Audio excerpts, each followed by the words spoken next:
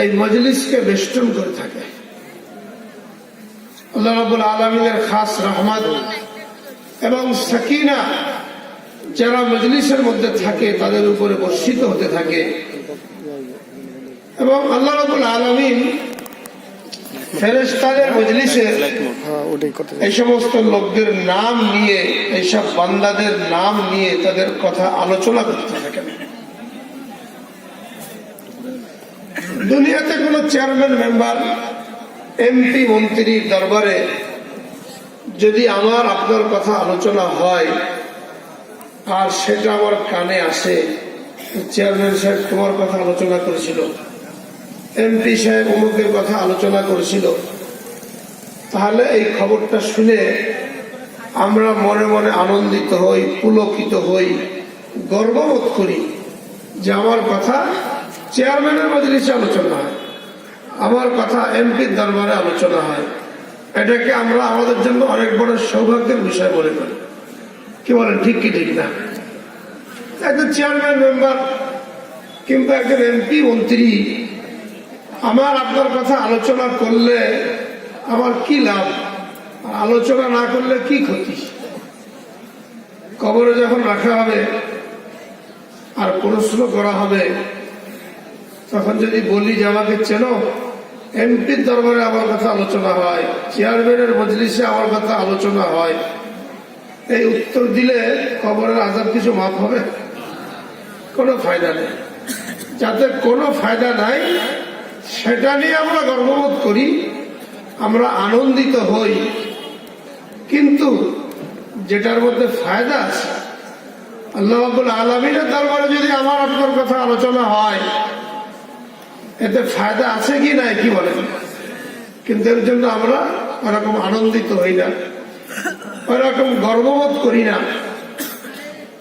এজন্য এই মজলিসে হাজির হতে পারার মূল শুকরিয়া হলো আমরা যেখানে আছি, মূল মাহফিলের মধ্যে, মূল প্যান্ডেলের মধ্যে এসে শরীক হওয়া। তাহলে এই মজলিস যখন শেষ হবে আর আল্লাহ রাব্বুল আলামিনের পক্ষ থেকে ঘোষণা হবে, কুমু মাগফুরাল লাকুম ক্বাদ বুদ্দিলাত সাইয়্যাতিকুম হাসানাত, তোমরা এমন অবস্থায় ওঠো যে তোমাদের গুনাহগুলোকে মাফ করে দেওয়া হয়েছে এবং তোমাদের গুনাহগুলোকে নেকির দ্বারা বদলে দেওয়া হয়েছে।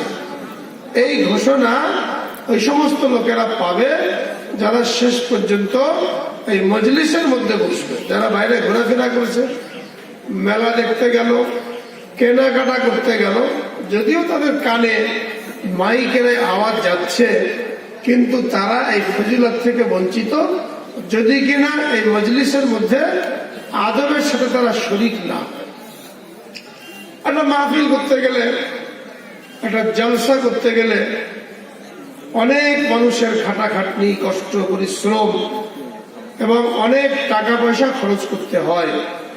এরপরে যে একটা মাহফিল ওজুদের মধ্যে আসে, আজকে আমরা এখানে বসছি, আমাদেরকে দিনের সহি কথা শোনানোর জন্য দেশের আনাচে কানাচে থেকে অনেক বড় বড় হক্কানি ওলামায়ে কেরামকে আনা হয়েছে, দাওয়াত দিয়ে আনা হয়েছে, যাদের কাছ থেকে আমরা এমন দিক নির্দেশনা লাভ করব যাতে আমাদের জীবনের মোড় পরিবর্তন হয়ে যেতে পারে। এই যে এত সহজে আমরা এই 2 দিন ব্যাপী এত নামি দামি ওলামায়ে কেরামকে পেলাম, এটা কিন্তু 2-1 দিনে হয়নি, এটা কয়েক মাস ধরে মেহনত করতে হয়েছে, অনেক দৌড়াদৌড়ি করতে হয়েছে, অনেক টাকা পয়সা খরচ করতে হয়েছে। একটা মাহফিল করতে গেলে এই ধরনের 1 লাখ থেকে 1.5 লাখ টাকা খরচ। উদ্দেশ্য কি? কোনো কালেকশন করা উদ্দেশ্য না। মাদ্রাসাগুলোকে কেন্দ্র করে যে মাহফিল হয়, বাৎসরিক জলসা হয়, এগুলোর মূল উদ্দেশ্য থাকে যারা সারা বছর আমাদের মাদ্রাসায় আসা যাওয়া করলেন, আমাদের সাথে সম্পর্ক রাখলেন, আমাদের খোঁজ খবর নিলেন, মাদ্রাসার জন্য দান সদকা করলেন, তো তারা যেমন আমাদের খোঁজ খবর নিলেন, আমাদেরও একটা দায়িত্ব হয় এই সমস্ত ভাই বোনদেরকে কিছু দিনের সহি কথা শোনাবো। এটা হলো মাদ্রাসাগুলো কেন্দ্রিক যে মাহফিল হয়, যে জলসা হয়, এটার মূল উদ্দেশ্য। তাদেরও আমাদের নিকট কিছু পাওনা আছে, যেন তারা এই মজলিসের মধ্যে হাজির হয়ে ওই পাওনাটা উসুল করতে পারেন, যেন তারা সঠিক দু চারটে কথা শুনতে পারেন, লাভ করতে পারেন। এই জন্যই এই মাহফিল হয়। তো আল্লাহ পাকের মেহরবানিতে অনেক চড়াই উতরাই পার হয়ে অনেকবার তারিখ পরিবর্তন করে শেষ পর্যন্ত আমরা এই পর্যন্ত পৌঁছতে পেরেছি যে আল্লাহ রাব্বুল আলামিন কবুল করেছেন, তৌফিক দান করেছেন, একটা মাহফিলের ইন্তজাম করা গেছে। এক সময় এমন মনে হচ্ছিল হয়তো এই বছর আর এই মাহফিল করা সম্ভবই হবে না, বিভিন্ন রকমের বাধা, বিভিন্ন রকমের প্রতিবন্ধকতা। এরপরেও যেহেতু প্রতি বছর হয়, অনেক ভাই বোনেরা আসেন, তারা এর দ্বারা উপকৃত হন, ইখলাসের সাথে এই মাহফিলের মধ্যে শরীক হন। এই জন্য হয়তো আল্লাহ রাব্বুল আলামিন সমস্ত বাধা বিপত্তি পেরিয়ে আমাদের জন্য এই সুযোগ করে দিয়েছেন। এই জন্য সকলে আর একবার শুকরিয়া আদায় করি, আলহামদুলিল্লাহ। আজকে আমাদের এখানে যত পুরুষ ভাইরা উপস্থিত আছেন, আমার মনে হয় এর চাইতে আমাদের মা বোনেরা আরো বেশি পরিমাণে শরীক হয়েছেন, যাদের জন্য আলাদা প্যান্ডেলের ব্যবস্থা করা হয়েছে। মহিলাদের সংখ্যা পুরুষের তুলনায় বেশি। এটা আল্লাহ রাব্বুল আলামিনের মহাব্বতের আলামত আমাদের উপরে। শীতের রাতে সারাদিন কাজকর্ম শেষে ক্লান্তি দূর করার জন্য যখন ঘুমানো প্রয়োজন, আবার আগামীকাল কাজ শুরু করতে হবে, এই আরামের ঘুমকে ত্যাগ করে আল্লাহ রাব্বুল আলামিন আমাকে আপনাকে এখানে আসার তৌফিক দিলেন, বসার তৌফিক দিলেন। এটা আল্লাহ রাব্বুল আলামিনের খাস মেহরবানি না হলে, খাস রহমত না হলে আমাদের দ্বারা এখানে শরীক হওয়া এবং দু চারটে কথা শোনা বলা এটা সম্ভব ছিল না। আল্লাহ পাক যাকে মহব্বত করেন, যাকে ভালোবাসেন, যার দুনিয়া আখিরাতের কল্যাণ কামনা করেন, তাকে দিনের বুঝ দান করেন, দিনের মজলিসে বসার তৌফিক দান করেন। এদিক দিয়ে আমরা অনেক বড় সৌভাগ্যবান যে অনেক লোকের মধ্যে থেকে বাছাই করে আল্লাহ রাব্বুল আলামিন আমাকে আপনাকে এখানে হাজির হওয়ার তৌফিক দান করেছেন। এই জন্য মা বোনেরা যারা আছেন তাদের কাছে বিনীত অনুরোধ থাকবে, অনেকদিন পরে দেখা হয়েছে, এই জন্য আমরা যেন নিজেরা কুশল বিনিময় আর কে কেমন আছে গল্প গুজব এইগুলোর মধ্যে লিপ্ত হয়ে আমাদের এই গুরুত্বপূর্ণ সময়কে নষ্ট না করি। অনেকদিন পরে দেখা হওয়ার কারণে দেখা যাবে ব্যাস কথাবার্তার মধ্যে লিপ্ত হয়ে রয়েছি আমরা। আমার কথাবার্তার কারণে অন্যদের কথা শুনতে অসুবিধা হচ্ছে। এরকম যেন না হয়, সকলে আমরা আল্লাহ পাকের দিকে মুতাওয়াজ্জা হয়ে, মনোযোগী হয়ে, অত্যন্ত মনোযোগের সাথে আমলের নিয়তে এই সমস্ত কথা শোনার জন্য চেষ্টা করব। আমাদের জীবনের সময় কিন্তু অত্যন্ত কম। আগের যুগের যারা উম্মত ছিলেন তাদেরকে আল্লাহ রাব্বুল আলামিন অনেক হায়াত দিয়েছিলেন।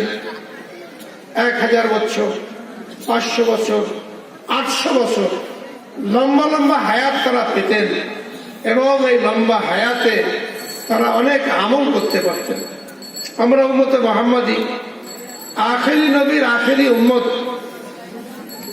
আমাদের হায়াত অত্যন্ত কম। আমার উম্মতি মা বাইনা 60 ওয়া 70 সানা, রাসূল আকরাম সাল্লাল্লাহু আলাইহি ওয়াসাল্লাম ইরশাদ করেছেন যে আমার উম্মতের বয়স 60 থেকে 70 বছর। এই উম্মতের গড় বয়স 60 থেকে 70 বছর। 80 বছর, 90 বছর কেউ কেউ হায়াত পায়, এটা খুব কম, কিন্তু গড় হিসাব করলে এই উম্মতের বয়স হলো 60 থেকে 70। রাসূল আকরাম সাল্লাল্লাহু আলাইহি ওয়াসাল্লাম 63 বছর বয়সে ইন্তেকাল করেছেন। হযরত খাদিজা রাদিয়াল্লাহু তাআলা আনহা 63 বছর বয়সে ইন্তেকাল করেছেন। হযরত আবু বকর সিদ্দিক রাদিয়াল্লাহু তাআলা আনহু 63 বছর বয়সে ইন্তেকাল করেছেন। হযরত ওমর ফারুক রাদিয়াল্লাহু তাআলা আনহু 63 বছর বয়সে ইন্তেকাল করেছেন। আকসার সাহাবায়ে কেরাম তাদের যদি জীবনী তালাশ করা হয় তাহলে দেখা যায় এই 60 থেকে 70 বছরের ভিতরেই তাদের ইন্তেকাল হয়ে গেছে। আমাদেরও গড় বয়স এরকম। তাহলে অল্প সময়ের জন্য আমাদের মৃত্যুর পরে যে অনাদি অনন্ত কাল আসছে, ওই অনাদি অনন্ত কালের প্রস্তুতির জন্য আল্লাহ রাব্বুল আলামিন আমাকে আপনাকে দুনিয়াতে প্রেরণ করেছেন।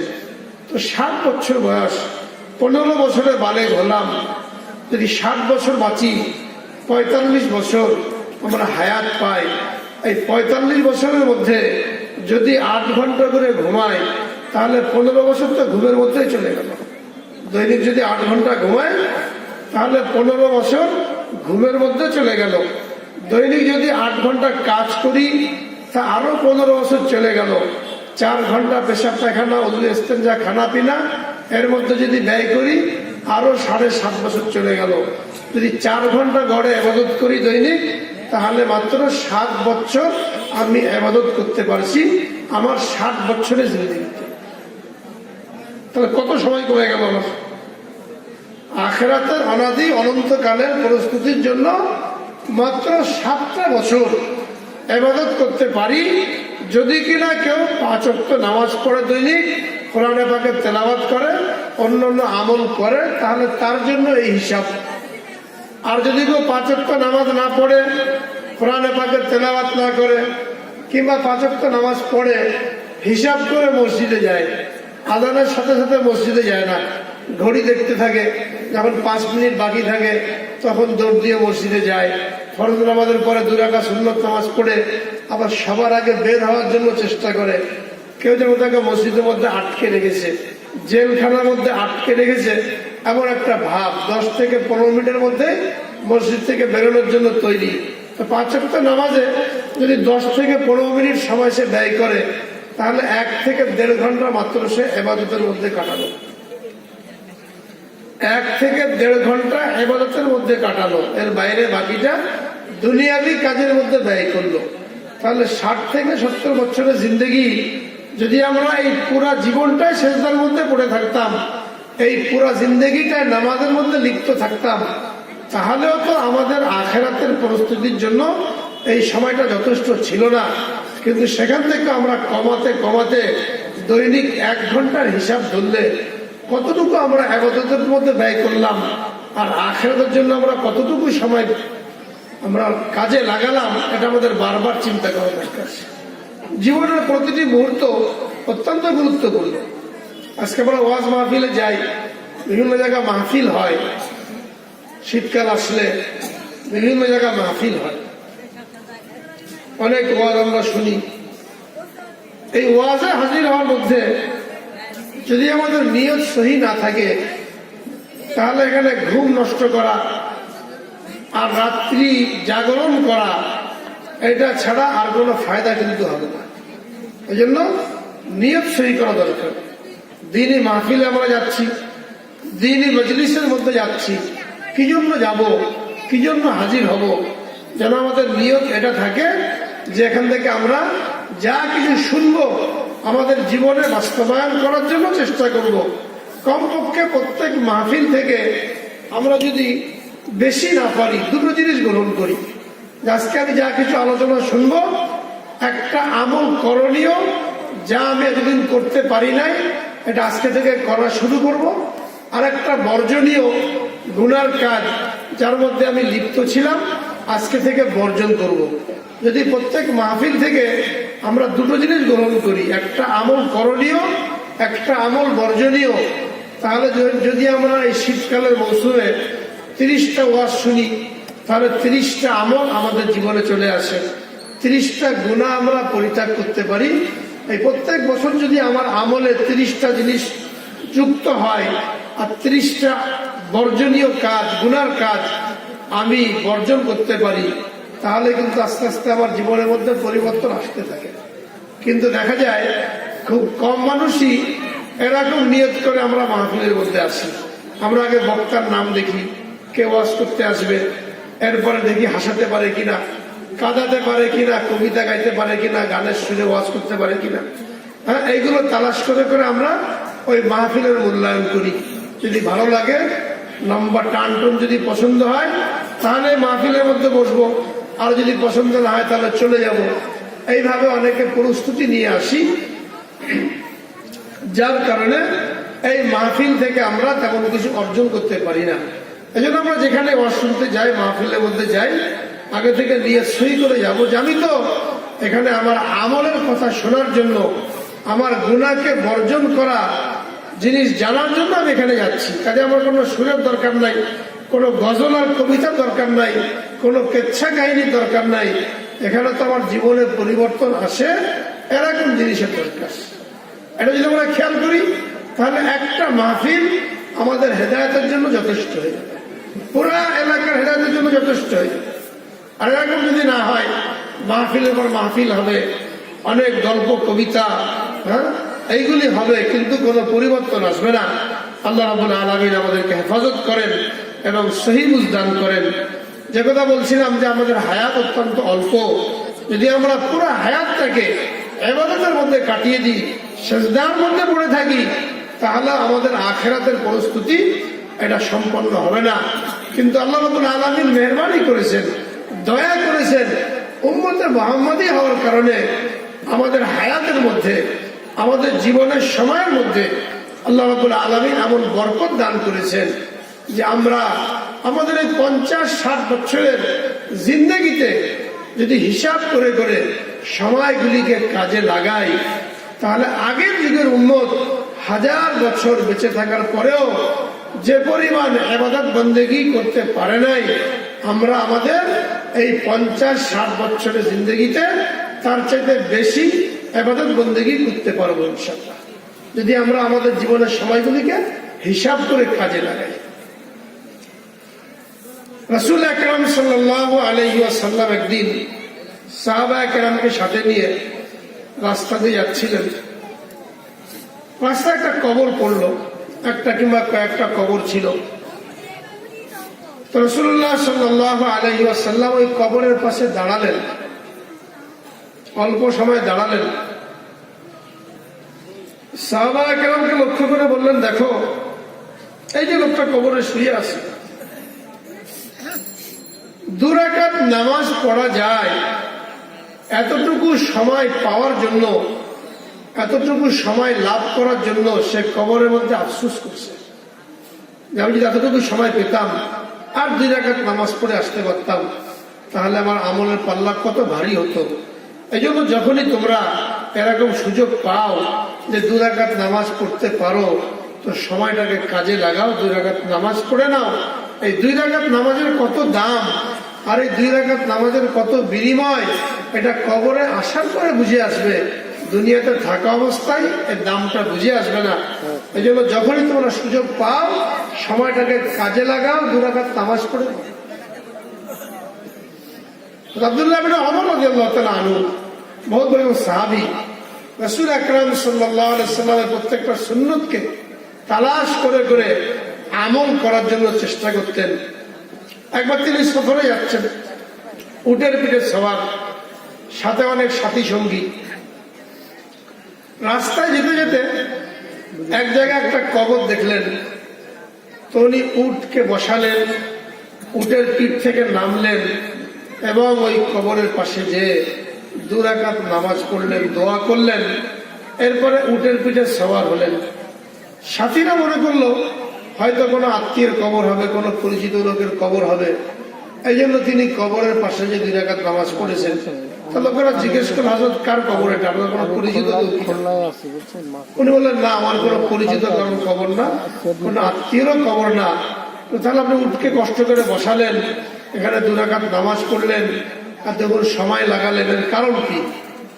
তিনি বললেন, আমি রাসূলুল্লাহ সাল্লাল্লাহু আলাইহি ওয়াসাল্লামকে বলতে শুনেছি যে তোমাদের যখন 2 রাকাত নামাজ পড়ার মতন সময় কেউ লাভ করো, তো 2 রাকাত নামাজ পড়ে নাও। কবরে চলে গেলে এই 2 রাকাত নামাজ পড়া যায়, এই পরিমাণ সময় পাওয়ার জন্য মানুষ কত আফসোস করবে, কিন্তু কোনো কাজ হবে না।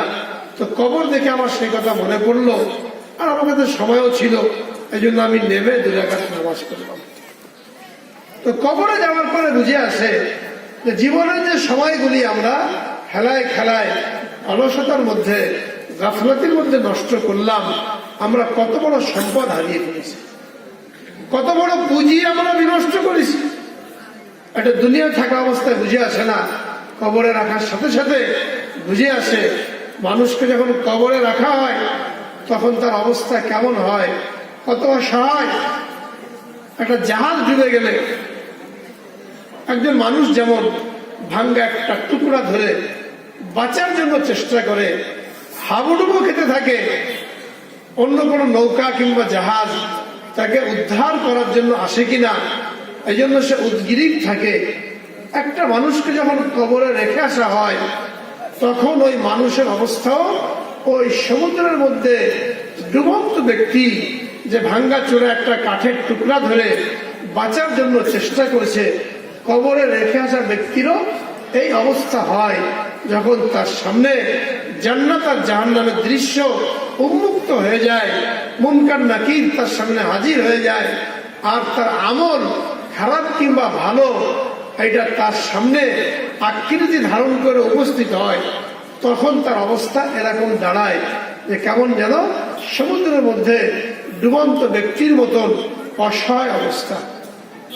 তখন সে বুঝতে পারে আমি কত একাকী, আমি কত নির্জন জায়গায় আসছি, কত একাকিত্বের জায়গায় আসছি। তখন সে বুঝতে পারে দুনিয়াতে বন্ধু বান্ধবের পাল্লায় পড়ে মানুষ তার জীবনের গুরুত্বপূর্ণ সময়গুলিকে নষ্ট করে। সে মনে করে চিরদিন আমার এরকম খেল তামাশার মধ্যে কাটবে, এরকম হাসি আর ফুর্তির মধ্যে কাটবে, এই বন্ধু বান্ধবরা চিরদিন আমার পাশে থাকবে, এরকম মনে করে মসজিদে আজান হয় সে নামাজের জন্য যেতে পারে না, দোকান বন্ধ করতে পারে না, ক্ষেত খামার ছেড়ে সে নামাজের জন্য আসতে পারে না।